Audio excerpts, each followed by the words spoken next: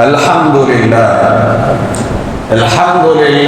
رب العالمين والصلاة والسلام على أشرف الأنبياء والمرسلين نبينا محمد وعلى آله وصحبه أجمعين أما بعد அன்பார்ந்த அல்லாஹ்வின் நல்லடியார்களே, நேற்றைய தினம் ஒரு மிக சிறந்த ஒரு சஹாபி, எந்த அளவுக்கு வறுமையாக வாழ்ந்தவர், இஸ்லாத்தில் மறுக்க முடியாத மறைக்க முடியாத அளவுக்கு ஒரு பெரும் வரலாற்று நாயகராக திகழ்ந்ததனுடைய சுருக்கமான வரலாற்றை நேற்றைய தினம் சிறப்பாக அந்த வகையில் இன்றைய தினம் நாம் பார்க்க இருக்கிற நபித்தோழருடைய புனை பெயர், பட்ட பெயர் முஅத்தினுன் நபி ஸல்லல்லாஹு அலைஹி வஸல்லம். நபி ஸல்லல்லாஹு அலைஹி வஸல்லம் அவர்களுடைய அழைப்பாளர், அவரை எழுப்பாட்டக்கூடியவர். சஹாபாக்கள் முதலாவது ஹிஜ்ரத் போன ஊர் எதுங்க?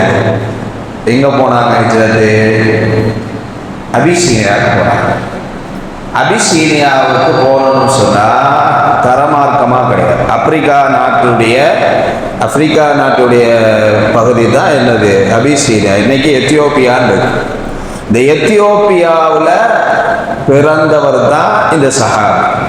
இவரோட வாப்பா பேரு ரவாஹா, இவரோட உம்மாட பேரு சவுதா அல்லது ஹமாமா, ரெண்டு பேர் இருக்கு. இந்த ரெண்டு பேருக்கு பிறந்தவருடைய பேர் தான் பிலால் ரலியல்லாஹு அன்ஹு. பிலால் பின் ரவாஹா ரலியல்லாஹு அன்ஹு. இந்த பிலால் பின் ரவாஹா ரலியல்லாஹு அன்ஹு கற்பினத்தின் அடிமை.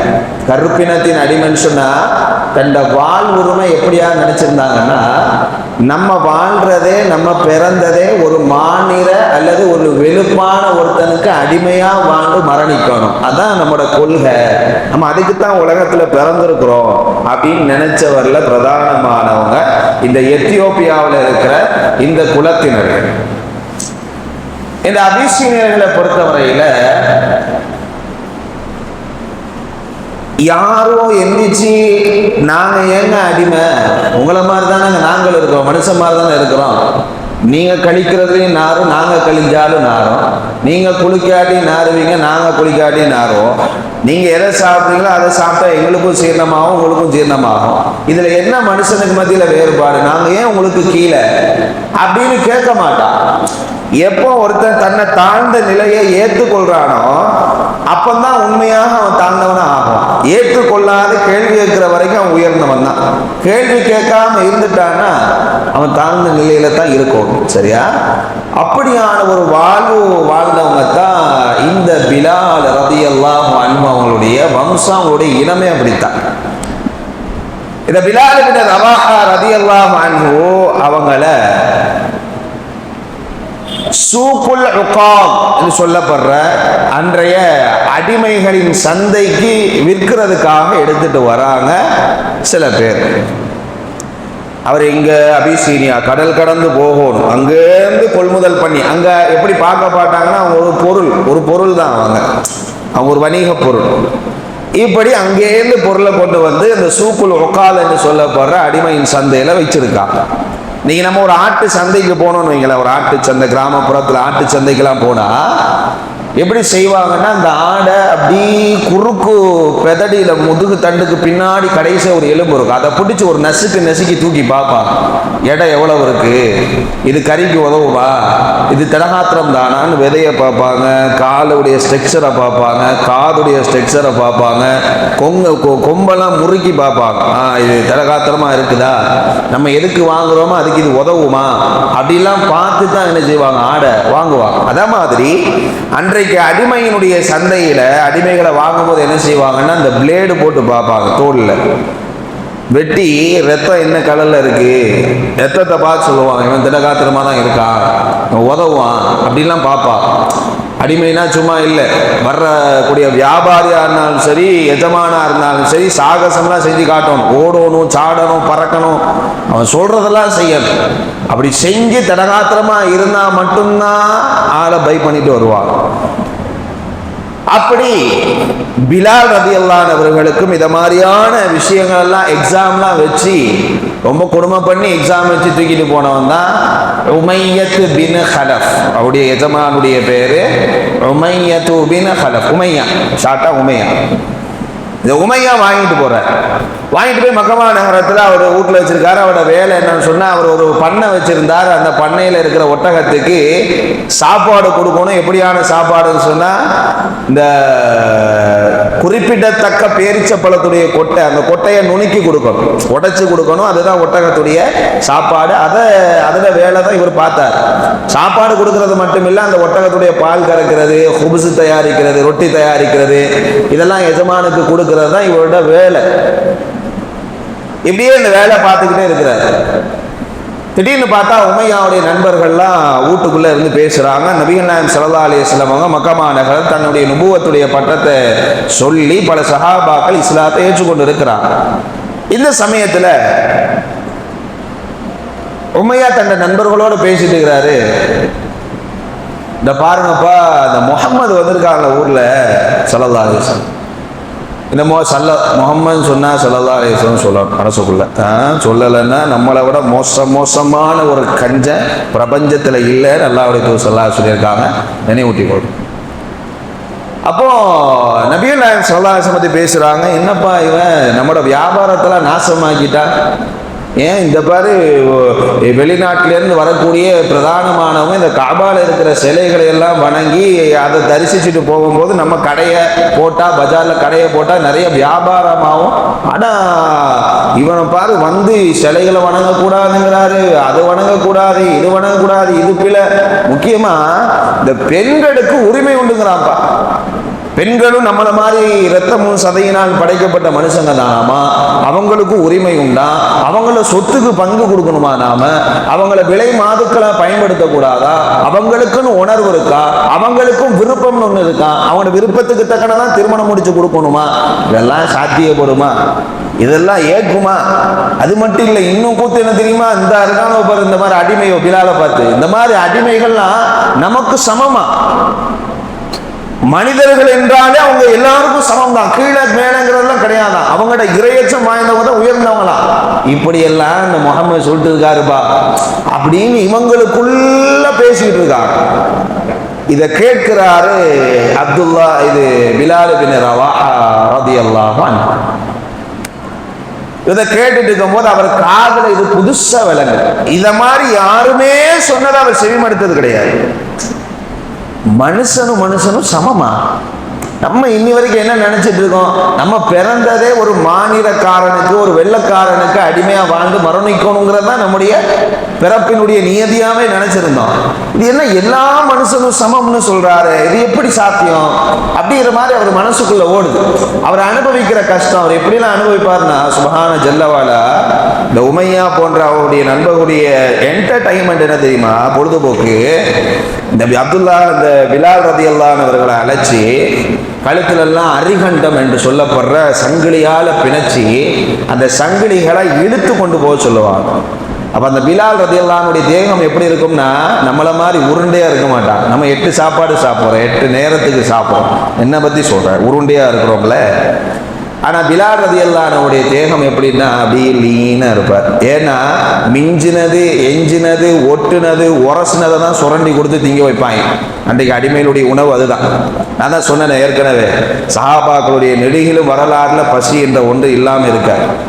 அப்போ இந்த மாதிரி சாப்பிட்டா அவருடைய உடம்பு இப்படிதான் இருக்கும். கருப்பு நிறத்தார், முடி சுருண்டிருக்கும், உதடு தடிச்சிருக்கும், கண்ணு மஞ்சள் அடிச்சிருக்கும், பார்த்தா கருப்பான ஆளு, தேகம் கருப்பானது. கிட்ட நின்று பேசுறதுக்கு அன்றைய காலத்துள்ளவங்க சலனப்படுவாங்க. இவங்க கூட நின்று பேசுனா நம்மளோட மட்டு மரியாதை என்ன ஆகுறது அப்படின்ற மாதிரி யோசிக்கிற அளவுக்கு அவங்களுடைய தோற்றம் இருந்துச்சு. என்ன செய்வாங்கன்னா, சின்ன பிள்ளைகளோட கையில தன்னை உடம்பு ஃபுல்லா கைத்தெல்லாம் கட்டி, விளையாடுறத கைத்தை கட்டி, ஒரு பிள்ளை இழுத்துட்டு போக இன்னொரு பிள்ளைகள்லாம் கைத்தட்டி சிரிக்கணும். இதை பார்த்து உமையா வாயில ஏதாவது நொறுக்கு தீனி போட்டுக்கிட்டு சாயாவை கஹ்வாவை குடிச்சிக்கிட்டு அப்படியே பார்த்துக்கிட்டே இருப்பாங்க சந்தோஷமா. அவங்களுக்கு என்டர்டைன்மெண்ட், அவங்க கத்துறது அவங்களோட. ஏன்னா ஆடு மாடை கூட எப்படி மதிச்சிருந்தாங்கன்னா, சாப்பாடு போட்டா பால் தருது, நமக்கு வணிகமாச்சு அப்படின்னு வகை வகையா உணவு போட்டு பால் வர்ற அளவுக்கு உண்டான மெத்தாலஜியில அந்த மாடு ஆடை வளர்ப்பாங்க, ஒட்டகத்தை வளர்ப்பாங்க. ஆனா இந்த அடிமைகள் அவ்வளவு கண்டுக்க மாட்டாங்க. அப்படியான ஒரு அடிமை தான் இந்த பிலால் ரலியல்லாஹு அன்ஹு. இந்த பிலால் ரலியல்லாஹு அன்ஹு அல்லாஹ்வுடைய தூதர் நபிகள் நாயகம் ஸல்லல்லாஹு இந்த விஷயம் காதுல விழுந்த உடனே இது ஒரு புது விஷயமா இருக்கு. அல்லாஹ்வுடைய தூதர் ஸல்லல்லாஹு அலைஹி வஸல்லம் தனிப்பட்ட முறையில் சந்திச்சு, உண்மையான இறைவனின் உண்மையான தூதர் நீங்க தான், இந்த மாதிரியான ஒரு கொள்கையை நான் கேள்விப்பட்டதே இல்லை, மனிதர்களுக்கு மனிதன் சமமா அப்படின்னு ஒரு கொள்கையை நான் வாழ்நாளில் கேள்விப்பட்டது இல்லை. எனவே அஷ்ஹது அல்லா இலாஹ இல்லல்லாஹ் வ அஷ்ஹது அன்ன முஹம்மது ரசூலுல்லாஹ் என்று திருக்கலிமாவை மொழிந்து இஸ்லாத்தை ஏற்கிறார். நல்லா கவனிக்கணும். சிலர்கள் சொல்லுவாங்க, இந்த பிலால் ரலியல்லாஹு அன்ஹு அவங்களை பொறுத்தவரையில அவங்க இஸ்லாத்தை ஏற்றதே தண்ட அடிமைத்துவத்திலிருந்து விலகத்தான் சொல்லுவாங்க. அல்லாஹ் அவங்கள பாதுகாக்கணும், அல்லாஹ் அவங்களுக்கு இதாயத்தை நசீபாக்கணும். அப்படி கிடையவே கிடையாது. அப்படி இருக்குமானா வரலாறு தெரியாம பேசுறாங்க. பிலால் ரலியல்லாஹு அன்ஹு அல்லாஹ்வுடைய ஸல்லல்லாஹு இஸ்லாத்தை ஏற்றாங்கல்ல, இஸ்லாத்தை ஏற்றோன்னு என்ன சொல்லியிருக்கணும்? யா ரசூலல்லாஹ், யா முஹம்மத் சொன்னாலும் தப்பு இல்லை. முஹம்மது ஸல்லல்லாஹு அலைஹி வஸல்லம் அவர்களே, என்ன உமையா ரொம்ப கொடுமைப்படுத்துறான், என்னால தாங்க ஏழையில, எனவே என்னை எப்படியாவது காப்பாத்திருங்க. உங்ககிட்ட இருக்கிற பெரிய பெரிய அபூபக்கர், உஸ்மான், அலி ரலியல்லாஹு அன்ஹு இப்படிமான பெரிய சஹாபாக்கள், செல்வந்த சஹாபாக்கள் இருக்கிறாங்களே, அவங்க கிட்ட சொல்லி என்னை எப்படியாவது இந்த உமையாட்டை விடுவிச்சிருங்களேன் அப்படின்னு ஒரு வார்த்தை சொல்லல பிலால் ரலியல்லாஹு அன்ஹு. இஸ்லாத்தை ஏற்கிறாரு, ஏத்துட்டு திருப்பி எங்க போயிடுறாரு? உமையாவுடைய அந்த பண்ணைக்கே போய் வேலை பார்க்க ஆரம்பிச்சிடறாரு. இஸ்லாத்தை ஏத்துட்டோமே, இஸ்லாத்தை ஏற்ற பிறகு ரெண்டாவது கடிமை என்ன? தொழுவோனும் இல்லையா? அந்த தொழுகைய அந்த வேலையெல்லாம் முடிச்சுட்டு ஓரமா நின்று தொழுவார் பிலால் ரலியல்லாஹு அன்ஹு. இப்படியே காலம் போய்கிட்டு இருக்க திடீர்னு உமையா அந்த பண்ணைக்குள்ள என்டர் ஆகுறான். பார்க்கறான் பிலால். என்ன பிலால் ஒரு மாதிரியான நெலிஞ்சு வளைஞ்சு குடிஞ்சு எந்திக்கிறாரு அப்படின்னு ஓடிக்கிட்டு இருக்கு. பிலால் ரலியல்லாஹு அன்ஹு வந்த மாதிரி தெரியுது. ஆனா பிலால் ரலியல்லாஹு எந்த சலனமும் படையல. நீங்க இந்த இரும்பு டைட் ஆகணும்னா என்ன செய்யணும்? இரும்பு தாது அது இரும்பா டைட்டா ஆகணும்னா என்ன செய்யணும்? குறிப்பிட்ட செல்சியஸில் அதை உருக்கி அதுக்கு மேலே நல்லா தட்டி அதை தட்டத்தான் அந்த இரும்புடைய வலிமை கூடும் இல்லை? இதே மாதிரி நம்ம வாழ்க்கையில் நம்ம ஆரம்பத்தில் படுற அடி, அந்த அடிக்கிற அடி நம்மளோட வாழ்க்கையில் படத்தான் நம்ம மனசு இறுகும். எதை விட்டும்? இந்த கஷ்டத்தை அணுகிறத விட்டு, இந்த கஷ்டத்தை பார்க்கறது, நிர்கதியான ஒரு சூழல், இதெல்லாம் எப்போ நமக்கு ஒரு தண்ணி, ஒரு இந்த கண்ணாடி கிளாஸ்ல தண்ணி பட்டவர் அப்படி வலிஞ்சு ஓடி கீழே விழுது, அதே மாதிரி விழணும்னா நம்மட அந்த கல்பு தடகாத்திரமா இருக்கணும். நம்ம பிலால் ரலியல்லாஹு அன்ஹு அடி சரியான அடி. வாழ்க்கையில பிறந்ததுலேருந்து அந்த நொடி வரைக்கும் கஷ்டம் தான். அடிப்பட்டு அந்த கல்பு, இந்த சோதனை, இந்த அடிக்கு பயப்படுறது அதெல்லாம் அவங்களுக்கு கிடையாது. இறுகி இருக்கிறான். உமையா கேட்டா, பிலால் என்ன முஹம்மது குனிஞ்சு நிமிருவாரு அதை மாதிரி குனிஞ்சு நிமிட்டு இருக்கிறா என்னான்னு அப்படின்னா, உடனே பிலால் ரலியல்லாஹு அன்ஹு சொன்னாங்க, மறைச்சிருக்கலாம், மாத்தி இருக்கலாம். ஏன்னா ரசூல் ஸல்லல்லாஹு அலைஹி வஸல்லம் சொல்லியிருந்தாங்க, உங்களை யாராவது கொடுமைப்படுத்துற மாதிரி இருந்தா, உங்களோட உயிருக்கு ஏதேனும் குந்தகம் விளைவிக்கிற மாதிரி ஏதாவது நடந்தா, பொய்யா இந்த மார்க்கத்தை திட்டிருங்க, பொய்யா என்ன திட்டிருங்க. திட்டுனா அவங்க விட்டுருவாங்கல்ல, இப்படி போய்க்கலாம் அவங்களால. அப்படி அனுமதி இருந்துச்சு. பிலால் ரலியல்லாஹு அன்ஹு வாயவே துறக்கல. உமையா கேட்டான்னு சொன்னாரு, உமையா, நான் உண்மையான இறைவனை உண்மையாக வணங்க துவங்கிவிட்டேன், இதுதான் எனது வணக்கம் அப்படின்னாரு. உடனே சொன்னாரு, உமையா உனக்கு என்னடா திமுரு கொழுப்பு, என்ற சாப்பாடை சாப்பிட்டுட்டு எனக்கு விரோதியான ஒருத்தனை கீழே நீ வாழ்ந்துக்கிட்டு இருக்கியா? அவனுக்கு நீ கட்டுப்பட்டு வாழ்றியா? போட்டு நொறுக்குன்னு போட்டு நொறுக்கி தள்ள. அடினா அடி, மரண அடி. அந்த அடிக்கு அடிய சட்டம் அந்த நண்பன் வீட்டு வரைக்கும் கேட்டுக்குது. நண்பர்கள்லாம் ஓடி வர்றாங்க. உமையா என்ன பிலாலை போட்டு இப்படி அடிச்சுட்டு இருக்கீங்க? உங்களுக்கு ஒண்ணு தெரியுமா? உங்களோட அடிமை பிலால் இஸ்லாத்தை ஏத்துட்டான்னு மக்கமா நகரத்துல எல்லா பக்கமும் போயிட்டு உங்களுக்கு அசிங்கம் தான். நீங்க இப்ப அடிச்சு கொண்டுட்டாங்க பிரயோஜனம் இல்லை. நீங்க இஸ்லாமியர்களை பொறுத்த வரைக்கும் ஒரு விஷயம் என்ன தெரியுமா, அவர் சொல்றாங்க, எதிரி சொல்றாங்க, இந்த உமையாட நண்பர்கள் உமையாட சொல்றாங்க, இஸ்லாமியர்களை பொறுத்த வரைக்கும் என்ன தெரியுமா, அவங்க அந்த அடிக்கு பயந்து கொள்கை உறவனும் கிடையாது. அடிக்கிற அடி பண்ற தொல்லை இதை பயந்துகிட்டு கொள்கையை விடுறவங்க கிடையாது. ஆனா இந்த பிலால் ஒரு அடிமை, சுதந்திரத்திற்காக என்ன வேண்டாலும் செய்வாங்க அடிமைகள். எனவே அடிமைகிட்ட சொல்லுங்க சுதந்திரத்தை பத்தியும், இந்த குறைஷி பெண்களுடைய அழகை பத்தியும் சொல்லுங்க. அதே மாதிரி நம்மகிட்ட இருக்கிற இந்த செல்வத்தை பத்தி சொல்லுங்க. இதுக்கு அவன் கட்டுப்பட்டுருவார் அப்படிங்கிற மாதிரி ஒரு நோக்கில் சொல்றான். அடி நொந்து போய் கிடக்கிறார் பிலால் ரலியல்லாஹு அன்ஹு. உமையா போய் சொல்றா, பாவமா மூஞ்ச வச்சுக்கிட்டு, பிலால் முதலாளியை பாத்தியா எவ்வளவு சோகமா இருக்கிற பாரு, எப்படி இருக்கிற பாரு. என்ன காரணம் தெரியுமா, நீ இஸ்லாத்தை ஏத்துட்டேன்னு மக்களுக்கு தெரிஞ்சு போச்சுப்பா. என் அடிமை இஸ்லாத்தை ஏத்துட்டான்னு எனக்கு ரொம்ப அசிங்கம். ஏன்னா நான் எதிர்த்துட்டு இருக்கிறேன், நீ இஸ்லாத்தை ஏத்துட்ட. இப்ப எல்லாரும் என்ன பார்த்து பேச ஆரம்பிச்சிட்டாங்க, எனக்கு ஒரே ஒரு உதவி செய்ய முடியுமா, ரொம்ப பாவமா. அப்பதான் வாழ்க்கையில பிலால் ரலியல்லாஹு அன்ஹு ரொம்ப பாவமா பேசுறான் உமையா. அப்போ உடனே சொன்னாரு உமையா பிலால் ரலியல்லாஹு அன்ஹு, பிலால் உங்களுக்கு நான் விடுதலையை தந்துடுறேன். உங்களுக்கு குறைஷில எந்த அழகான பெண்ணை நீங்க கேட்குறீங்களோ உங்களுக்கு நான் திருமணம் முடிச்சு தந்துடுறேன். உங்களுக்கு எடைக்கு எடை தங்கம் தந்துடுறேன். நீங்க ஒரே ஒரு விஷயம் செய்யணும், பொதுமக்கள் எல்லாம் அந்த இதுல கூட்ட வைக்கிறேன், எல்லா மக்களையும் கூட வைக்கிறேன். நீங்க அந்த சபையில நின்று இந்த ஹுபல் தான் என்னுடைய கடவுள் என்றும், இந்த லாத்து மனாத் உஸ்ஸா தான் என்ற கடவுள் என்றும் நீங்க சொல்லுங்கன்னு சொல்றாரு. உடனே அந்த மனுஷன் இவ்வளவு அனுமதி இருக்கு சொல்லலாம், நம்மட ஈமானுக்கு தக்கன, எந்த ஈமானுக்கு தக்கன சொல்ற நம்ம சொல்லியிருப்போம், தப்பிச்சா போதும்னு அவர் சொன்னாரு. பிலால் சொன்னாரு ரலியல்லாஹு அன்ஹு, மையா இந்த நாக்கு இருக்கு, இந்த நாக்கு அல்லாஹு அஹதுன் அஹதுன் அஹத் அஹதுன் அஹத் அஹதுன் அஹத், அவன் ஒருவனே அவன் ஒருவனே அவன் ஒருவனே என்று சொல்ல மட்டும்தான் அந்த நாக்குக்கு தகுதி வருது தவிர்த்து இந்த நாக்குக்கு வேறு ஒரு இறைவனை இறைவன் என்று சொல்ல இந்த நாக்குக்கு நரம்பில்லை உமையா அப்படின்னு சொல்லிடுறாரு. உமையா முடிவெடுக்கிறான், இவன் திருந்துற மாதிரி இல்லை, இவனை அடி பொதுமக்களுக்கு முன்னாடி அடிச்ச இடத்துல இவனை புதைச்சிடணும்னு நினைக்கிறான் உமையா. இழுத்துக்கிட்டு போறான் பாலைவனத்துக்கு. நமக்கு தெரிஞ்சது வெறும் தேகம் பாலைவனத்துல படுக்க போட்டா நம்ம அட்ஜஸ்ட் பண்ணிக்கிடலாம், இங்க சுட்டா இங்க திரும்பிக்கலாம், இங்க சுட்டா இங்க திரும்பிக்கலாம், அட்ஜஸ்ட் பண்ணிக்கிடலாம். இந்த அசையக்கூடாதுன்னு போட்டான் பாறாங்கல்ல நெஞ்சில வச்சுக்கோ, அசையக்கூடாதுன்னு.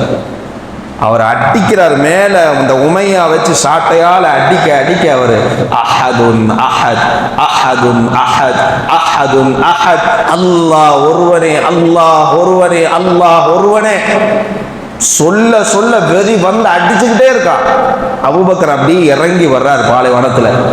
என்ன உமையா உங்களுக்கு ஈவிரக்கம் இருக்குதா, இப்படி மெலிஞ்ச ஒரு மனுஷனை இந்த அடிமையை இப்படி போட்டு கொடுமை செய்யறீங்களே, என்ன உமையா உங்களுக்குலாம் ஈவிரக்கம், உங்களோட கல்வில ஈரம் இருக்கா நான் கேட்கிறேன். உடனே உமையா பக்கத்துல நண்பர்கள்லாம் சொல்றாங்க, அபூபக்கர் இதுல நீங்க இன்டிஃபயர் ஆகக்கூடாது, இதுல நீங்க நுழையக்கூடாது, உங்களுக்கு இதுல தகுதி இல்லை, இவருடைய அடிமை இவர் படிக்கிறாரு, உங்களுக்கு என்ன அப்படின்லாம் பேசுறாங்க. உடனே அபூபக்கர் சித்திக் ரலியல்லாஹு அன்ஹு சொன்னாங்க, அடிமையை வாங்குறதுக்கு உரிமை உண்டுல்ல, இந்த அடிமையை விடுவிக்கிறதுக்கு, இந்த அடிமையை நான் வாங்கி கொள்றதுக்கு உங்களோட விலை என்ன அப்படின்னு கேட்டாங்க. உடனே அவங்கெல்லாம் சொல்றாங்க, இவர் விற்கிறதுக்கெல்லாம் இல்லை அப்படிங்கிறாங்க. உடனே உமையா சொன்னார், இந்த செத்த பாம்புக்கு மதிப்பு கிடைச்சிருக்கு, செத்த பாம்புக்கு யாரும் மதிப்பு தரமாட்டாங்க, இது செத்த பாம்பு, இதுக்கு ஒரு மதிப்பு கிடைக்கிறதுனா லாபம் தானே, இதை ஏன் தடுக்கிறீங்க, 5 தங்க காசு 5 திரகம் தந்தா விடுவேங்கிறார். உடனே ஓடி போய் அங்கங்க பறக்கிட்டு வந்து அந்த 5 திரகமை கொடுக்கிறார், கொடுத்து விடுதலை பண்றார். அப்பந்தான் விடுதலை ஆகிறார் யாரு, பிலால் ரதி. அது வரைக்கும் பிலால் ரதியெல்லாம் வாயை திறந்து கேட்கல எங்களுக்கு விடுதலை தாங்கோன்னு சொல்லி.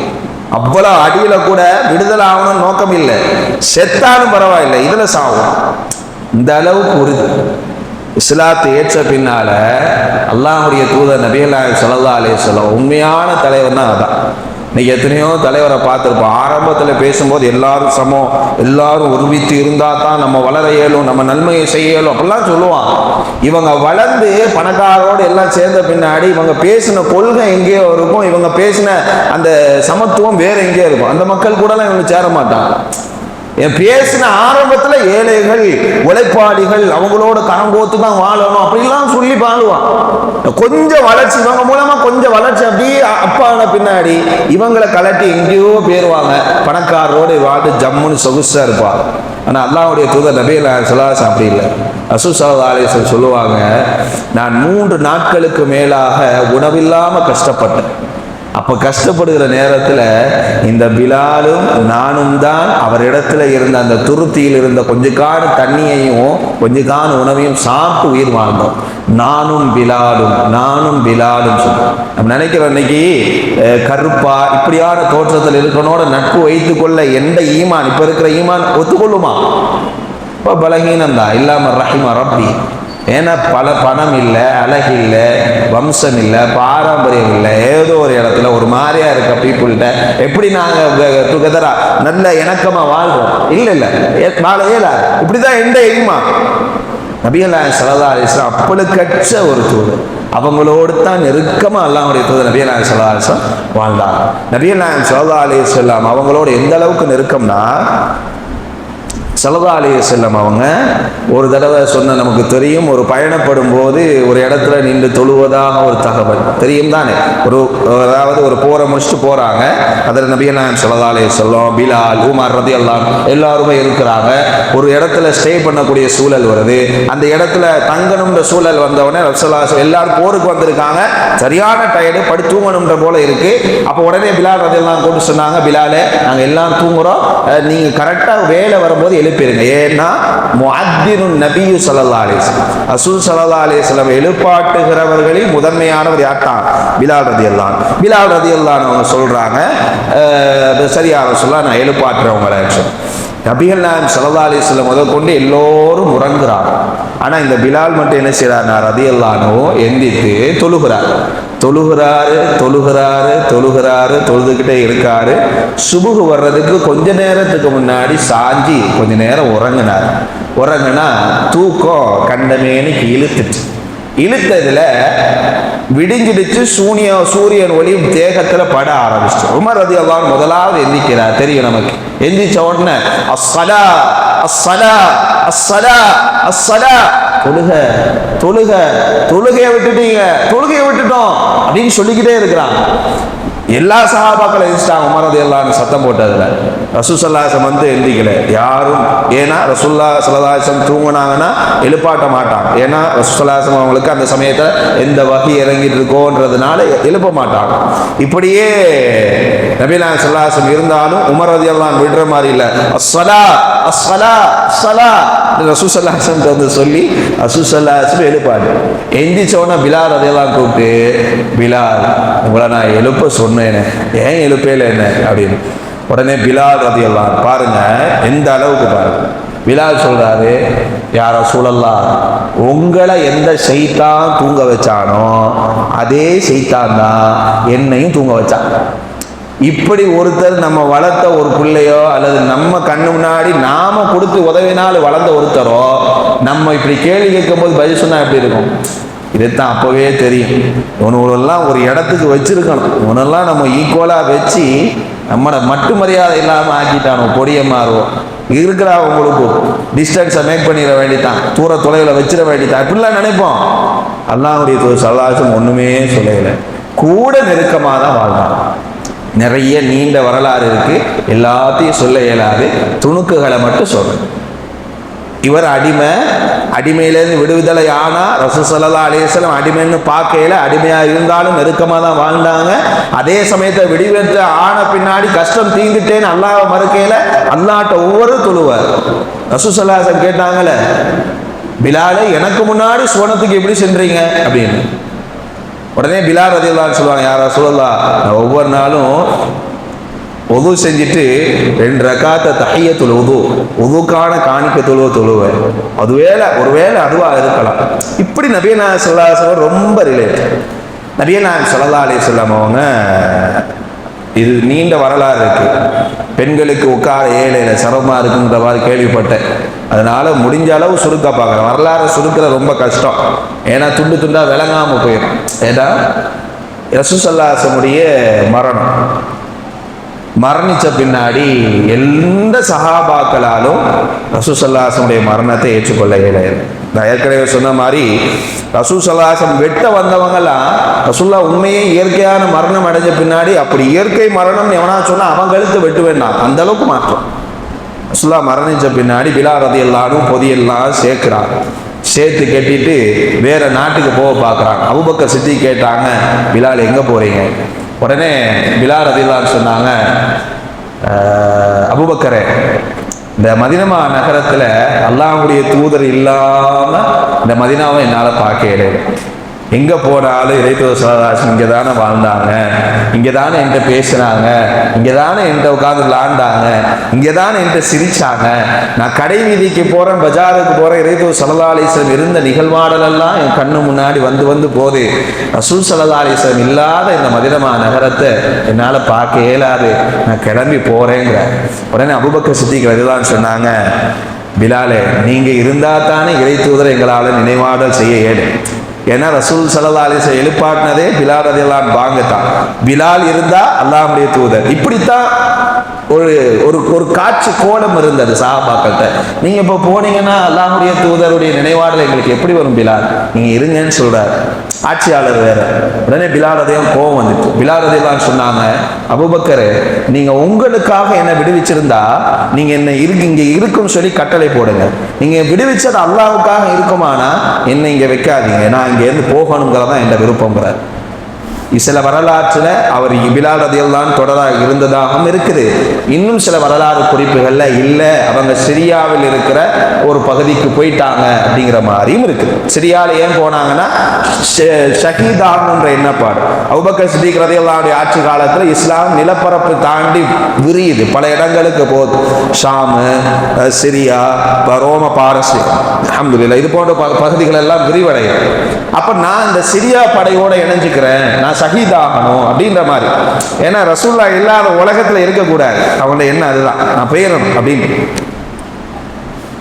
பிற்காலத்துல உமர் ரலியல்லாஹு அன்ஹு ஆட்சி காலம் வருது.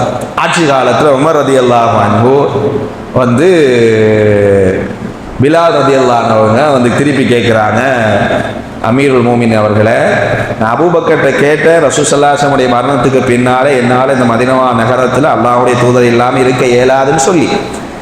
ஆனால் அபூபக்கர் சித்திக் ரலியல்லாஹு அன்ஹு இருக்க சொன்னாங்க, நான் இருந்துட்டேன்.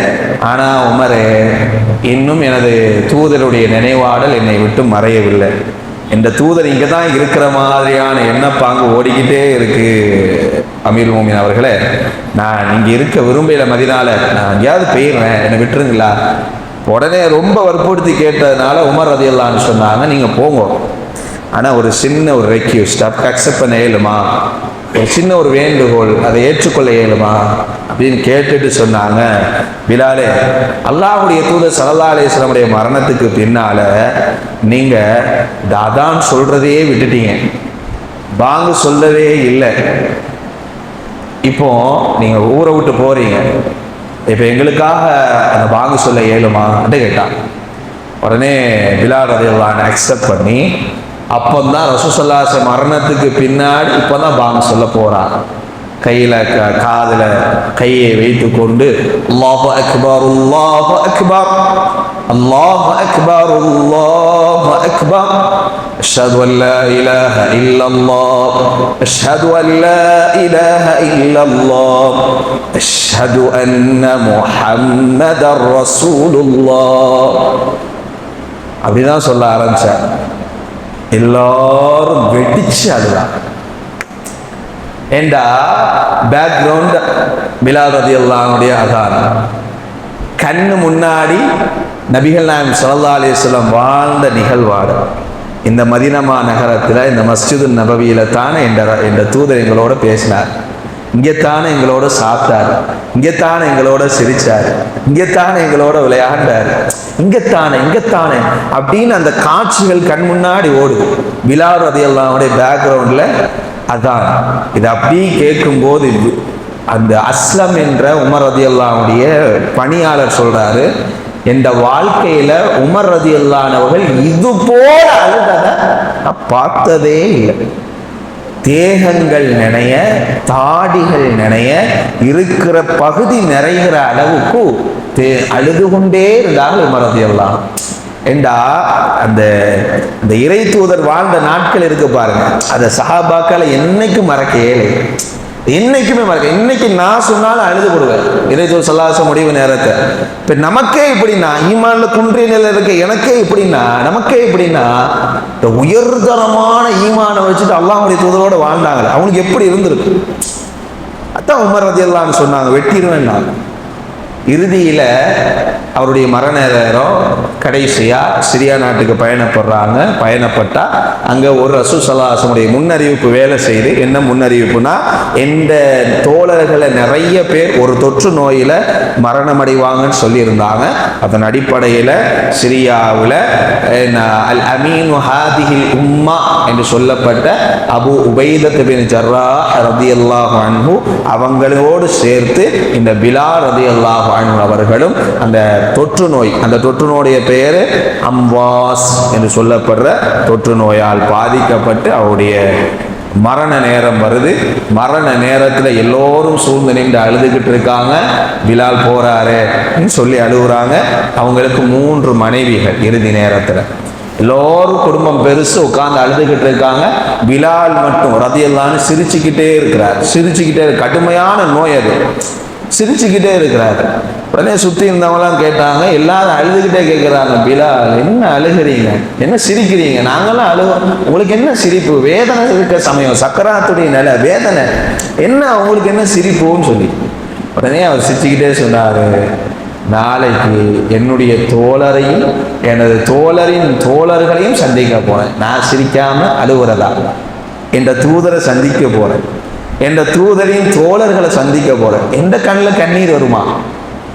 இப்படி இறை தூதர் ஸல்லல்லாஹு அலைஹி வஸல்லம் சந்திப்ப சக்கராத்துடைய நிலை, சக்கராத்துடைய சாதாரண நிலை கிடையாது அன்பானவர்களே. குர்ஆன் சொல்லுதில்ல, வலினா வலி, கடுமையான வலி இருக்கிற நேரம் அது. ஹதீஸ் இருக்கு, வேறாவதைய போய் செய்யலையில.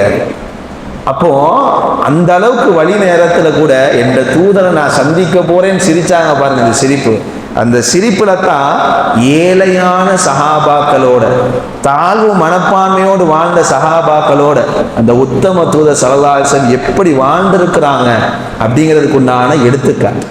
எனவே இப்படியாக மரணம் அடைகிறார்கள். ஹிஜ்ரி 20ஆம் ஆண்டு அவருடைய மரணம் நிகழுது. இதுதான் இந்த உத்தம தூதரின் உன்னதமான தோழர் பிலால் ரலியல்லாஹுடைய சுருக்கமான ஒரு வரலாறு. அஸ்ஸலாமு அலைக்கும் வரஹ்மத்துல்லாஹி வபரகாத்துஹு.